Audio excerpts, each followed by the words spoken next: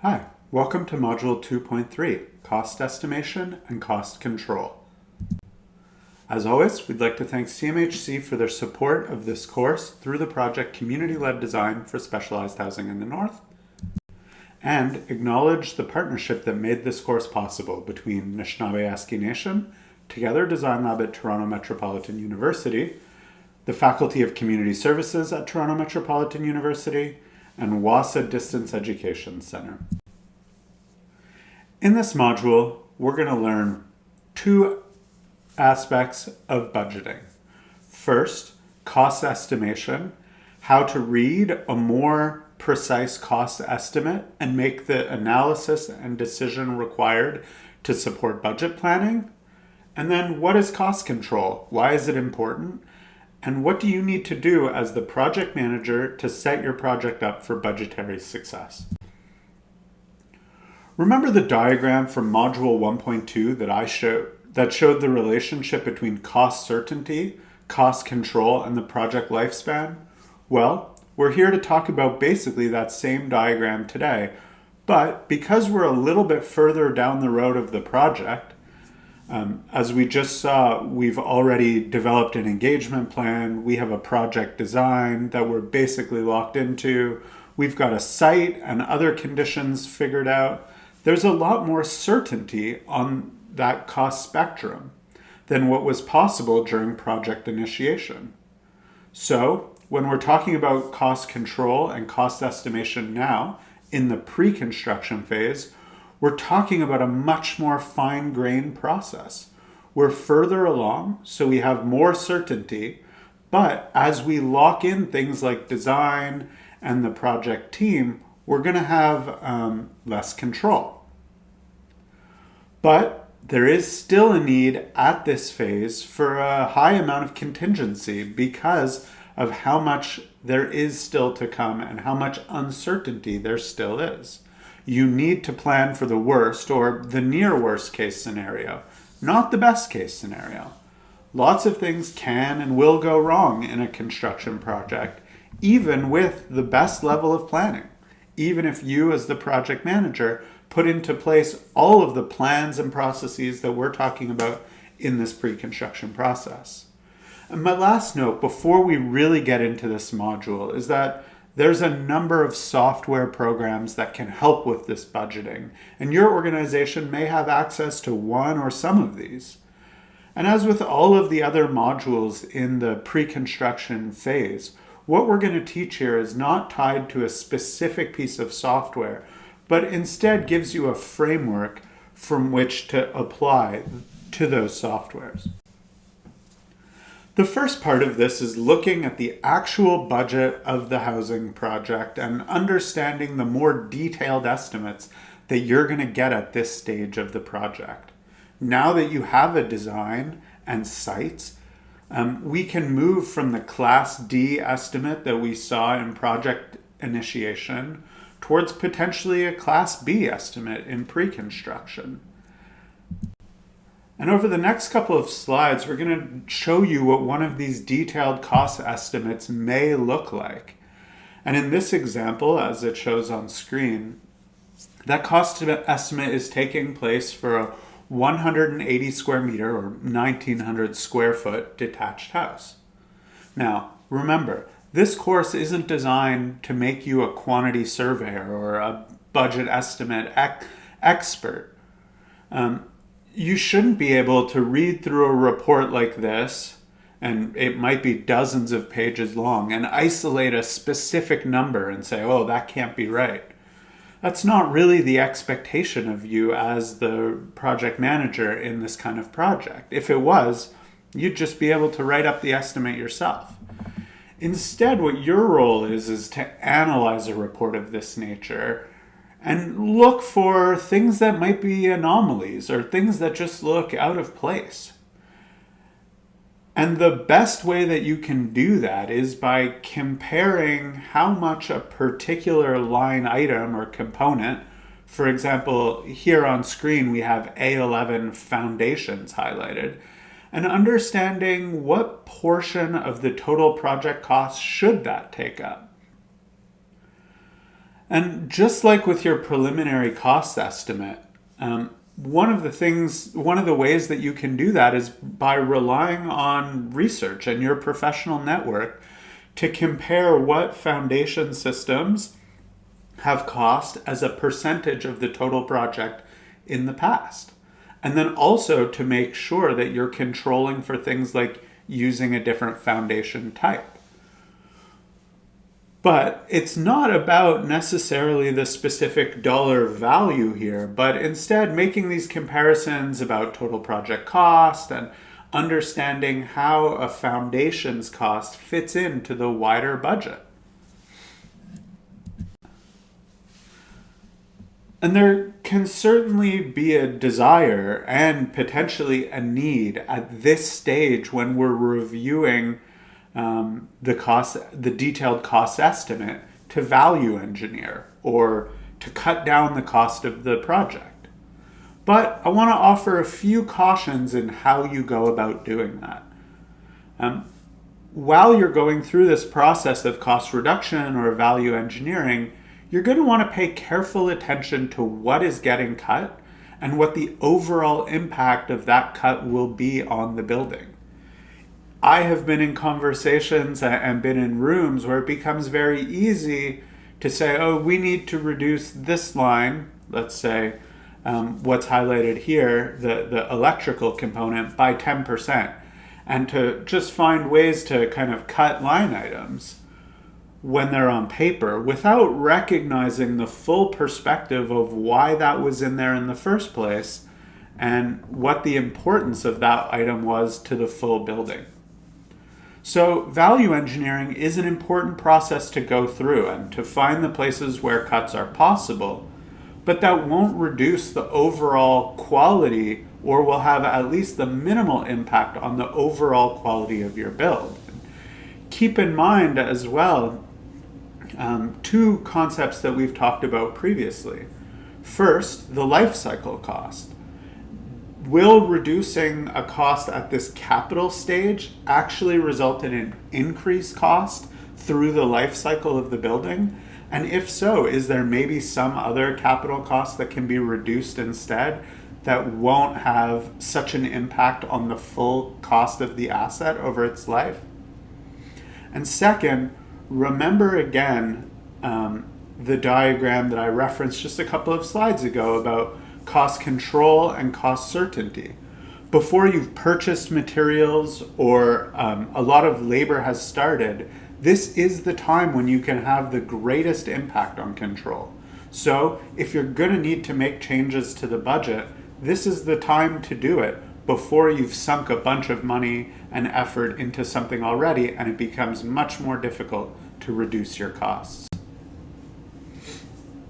On this third page of the example, and I am just showing part of a kind of costing example here, I just wanted to point out that what's being highlighted here aren't particular materials and the labor associated with that part of construction, but instead other costs and allowances that are critical for keeping the project going. And they are expenses that are going to be expected by the different trades or contractors who are performing them. And it's important for you to understand, and this will be dependent on contract types, which we're going to get into in just a few modules. It's going to be important for you to understand what these allowances are in your project so that you can account for them in your budgeting process. Just a couple of additional notes once you have your cost estimate, how you can begin to put together a budget plan. And there's probably more details here that we could get into, but just a few things that I want to highlight here and make sure that we're thinking about as part of the budget planning process. One of the key components of a budget plan is the cash flow plan. While you can understand the total cost of a project, it's important to keep in mind that particular invoices are going to come due at a particular moment, and you need to have the cash on hand to make sure that you can have those invoices paid. And this is particularly important when you're working from a grant or a a loan that might have a slow drip of funding, and making sure that the time that you're receiving funds from, for example, a sponsor like CMHC, aligns with when your suppliers or contractors are going to expect to be paid. And you can understand how sometimes this gets out of sync, particularly when a community is relying on the winter road, or a winter road for transporting its goods. You're going to be purchasing significant amounts of materials and having large freight costs very early in the project, long before you've even really broken ground. And sometimes there can be misalignments or misunderstandings with funders about when cash flow is going to be required. So it's something, as a project manager, particularly in this context, that you need to be aware of, that you may have more unusual cash flow, a more unusual cash flow plan than projects taking place in urban areas. We've talked about this idea a little bit already of contingency funds and the need to have money put away or in reserve for unforeseen events or challenges that might occur during the project that you couldn't totally predict when you started. And the amount of money that you need to set aside as contingency funds really depends where in the project you're at. As we've talked about, risk or control changes during the project. So as you get later in the project, you need a smaller amount of money set aside for contingency because the number of things that can go wrong decreases. And so you need to make sure when you start the project, when we're very early in the project, as we are in this phase, that you have a significant and sizable amount of contingency funds. And often this is shown, as we've discussed it, as a percentage of total budget. And finally, and I won't spend much time on this because we did in the earlier module, is the life cycle cost, is understanding how the decisions that you make now are going to impact the cost burden you have over the life of the asset. And making sure through your value engineering process that you're not just shifting spending to a later date, but are instead actually creating value. Now, if we can shift a little bit from cost estimation and how that works in our budget plan to cost control. And cost control is really a kind of mix of the budget estimation work and the risk management work that we did in project initiation. And it's about understanding how to plan for potential risks to the budget, as well as to create a kind of durable and resilient project, something that can withstand some unforeseen events. And part of that is going to be about creating budgets in particular ways that allow you to stay on top of what's happening as the project manager. One of the most important functions, and we talked about this when going over the roles and responsibilities of a project manager in a construction project, is really administrative. It's about understanding what's coming in and what's going out. And the costs that you have are varied, and there are different ways that we can group costs that allow you to better stay on top of your budget instead of just thinking of it as one global budget that everything is coming out of. So one typical way to break down costs would be direct and indirect costs, or hard and soft costs, it's also sometimes called. And soft costs are things like management, some of the professional services, and the kind of services that happen around the project that aren't directly related to the construction of the project. Those direct construction costs, the materials and labor that really make the building happen, are the hard costs. So that's one way. And it's also a way, when reviewing your cost estimates, for you to understand, are things kind of on par? Are they fitting in the normal expectations? when you categorize your costs if you have the right breakdown between hard and soft costs. Another way that you could categorize these costs is separating a bill of materials and a bill of quantities. And this is kind of a these are widely used terms in the industry that make a distinction between kind of the materials, the equipment, and the labor. And I would encourage you in this context in particular, both with a bill of materials and the bill of materials and quantities, this breakdown, and the breakdown that we saw on the previous slide between hard and soft costs, to think also about freight. We know in the north that freight is a way more significant portion of a project budget than it would be in more urban contexts. And so while these are kind of the industry standard ways of breaking down costs, I would encourage you to think about how you can adapt them to this specific context. And the first thing I would do is be separating freight into a separate category and trying to peel that out from some of the costs you're already receiving to make sure that when you're performing that analysis of how much of a budget should things be taking up, that you're accounting for freight on its own.